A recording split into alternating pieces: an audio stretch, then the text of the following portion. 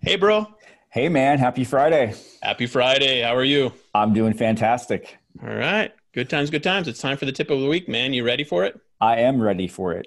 Cool. Let's do one that I think you'll be able to really, really help people with today. And that is the topic of packaging Hmm. for your product, private label, or whatever you do. And from the moment I saw it, was incredibly impressed with you and Gary's work on the Old Boy bearings product. So Yeah. you've really crushed it with this product packaging strategy that you guys work through. And why don't, if it's okay, why don't Yeah. you use that as just an explanatory idea, but then give us some tips, suggestions, and ideas for how our community of online sellers can really use packaging as a unique selling aspect that really helps them take their sales to the next level. So talk to us about packaging. Yeah, definitely. So you're always looking for the angle into any market, Yeah. right? And that's where the old boy bearing came along with because fundamentally, technically, it's no different than any other bearing that's selling. Like the technology of the Okay. bearing is you got the ceramic balls in there, it's lubed, it's in a steel, and it's just there. It's like everyone else's. So we had to come up with a strategy that was unique to give us that angle. And for us, it was a branding approach, and it was a branding play, and it was a packaging play. And it was the combination of those two things together and really tying in our packaging into our brand concept that what set us apart and continues to set us apart in that marketplace. And as an overall, if you're stepping back and you're thinking about packaging, it really can be sort of the uh, item that pushes you over in terms of the mind of your customer on your value proposition. Because if you wind up all of your competitors and your packaging is better or more engaging or looks cool or has some provides a better experience Yeah. than your competitors, that's what sets you apart in terms of, oh, I'm going to go with your brand as opposed to your competitor's brand. It's the whole experience of it. It's the Okay. feel of it. And Yeah. that'll actually be the difference between 4-star reviews and even 5-star reviews. Like there are Yeah. a lot Yeah. of reviews on Amazon for our product, and a lot of them are like, "Oh, I love the packaging. The packaging is so cool. The box, the pyramid box. It's you can see through it." Are you okay with me sharing screen and Yeah, showing your guys' Amazon product? Is that all right? sure. Yeah, Okay, yeah, sure. Yeah, I just yeah. pulled Feel it free. up while we were talking. So here it is, friends. If you've never seen Kyle and Gary's work, this is their product. Kyle, just you want to just walk us through the general Yeah. description here? So it is a transparent pyramid in which the bearings actually sit inside of it, and they kind of look like they float in there because there's also a like a form fitted internal plastic that holds the bearings in place inside the Okay. pyramid. But it's Yep. hard to you can't really see it, which was the Yep. ideal point. Yep. And so you be able, and they just kind of sit there and they're kind of Yeah. stacked inside the pyramid, and they look fundamentally different than anyone else's They do. approach Yeah. to what they're using. Most of them are in something like a metal container Yeah. or in a A in a box like box like this. Reds. Yeah, so it looks different, and that is beneficial from us from a lot of different angles. One is it really allows us to establish a brand component with packaging, Yeah. and it also differentiates us on the search page because if you're selling on Amazon, you're competing against a bunch of other brands and a bunch of other people. And so it's a visual fight, as well. Yeah. People, you're on the search results page. And if everyone's packaging looks exactly the same, it's harder for the consumer to really capture their attention, right? And Yeah. to get that stopping power. Because one of the Yeah. things you want to be able to do is you want to stop them from scrolling and you want them to click. Yeah. And so your packaging and how it's built can absolutely do that. So what are some tips and ideas for how do you do it? What do you do? Sure. I think, well, first of all, you need to come to the understanding that it does matter and it can Yeah. make a difference in your bottom line. So, because Sure. if you just say it doesn't really matter, I'm just going to throw anything up there and Yeah. I'm not going to pay attention to it, then you're missing out. You're Yeah. missing out on a way for you to actually charge more for your product as well. Because if you provide a better experience, you can justify a higher price point. No doubt. So you're leaving money on the table. You're leaving brand strength and brand growth and awareness on the table. If you don't, first of all, say packaging does matter. And so it's important. You have to build it into your margin. You Yeah. need to, if you don't have any margin in your cost of goods, you can't afford good packaging. So you have to be able to be aware of it and Yeah. prioritize it in terms of what products you're selecting to go after.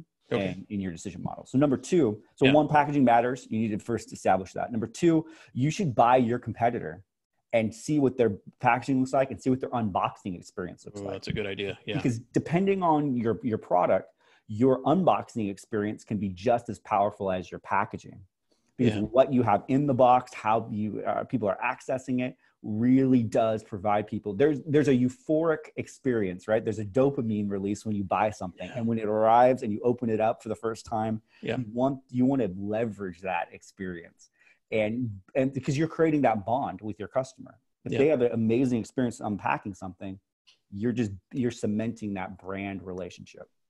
So buy your competitors, see what they're doing. Okay. See what that's going on. And then number three, be consistent. You don't want to have a bunch of different packaging types across your product lines. Sure. You want to be able to begin to establish, this is who we are, this is how our packaging. So for example, with Old Boy, we have a ceramic bearing. We also have just a standard steel bearing, but they both are in our translucent pyramid design. They just have a different color logo on the front. So the orange one's ceramic, the blue one is the standard just steel bearing. So, but it's same, there's consistency across the board. The next one is you want to find your unique angle with your packaging. So if you can, you want to be able to create something that is unique to you that you can really build that brand awareness around. Okay. It might take some work. You might have to work with a packaging company. So what we did with Old Boy was we actually went to a Chinese packaging company and told them, here's the concept we'd like. Can you help us design it? And so they produced AutoCAD design drawings and they figured it out, and we sent them some of the product and they actually built the whole deal. And then they sent us samples and we're like, oh, this is really cool. So we went back and forth. We kind of made some fine tuning tweaks and adjustments. And then I think we bought like 10,000 of the packaging plastic sheets that they printed out. And then we shipped those 10,000 to our actual manufacturer. And so they just hold on to them there at the factory. And whenever we make an order, they just pull from the thing, and put them together, and then they ship it out because they put it all together. They package it, do all the stuff, and it's shipped out and comes to us. And then we send it out to Amazon from there. Wow. So there's a sort of a different multi-level approach to using different vendors. Okay. But that was their unique angle, right? Yeah. So we needed to figure that piece of it out. And then my last tip is just don't forget the basics with your packaging. Meaning, make sure you put your URL on there. Make sure your brand is really, really clear who you are. Yep. Your logo is visible on your packaging. And also make sure that you include anything that's required by law that needs to be on packaging. Depending on what niche you're in and where you're at with something, you're required to have certain things on your packaging. Is there an easy way to find that out? I don't know. You're going to have to, it's too varied depending on where you're at, but it really depends on, so for example of this is I was talking to somebody who had a product and they used the tag pesticides. And it was because all the source material didn't use pesticides. They weren't selling a pesticide product, but pesticides is a keyword on Amazon that flags you instantly, and it literally locked down their listing. Wow. Because the Amazon got in a lawsuit, or the EPA sued Amazon a couple of years ago, and part of the settlement was that they had to require anyone who's going to sell anything related to pesticides, you had to go through this training, and so you had to get approved to sell it, even though it wasn't a pesticide product. They were just saying our source material didn't use it, and you couldn't even go in and edit it to pull it back out. So negative keywords totally slammed them. Wow. Locked it down. Like couldn't even edit the description to pull that keyword out. So basically I was like, okay, so what did you do? And they're like, well, we just went through the training and went through these 8 module video trainings with like a test. And part of that though was all about making sure, here's what you need to have listed on your packaging that's required by the EPA. So whatever market you're in, whatever niche you're in, be aware of the laws concerning what needs to be on your packaging, on your labels and all that kind of stuff, and just be compliant.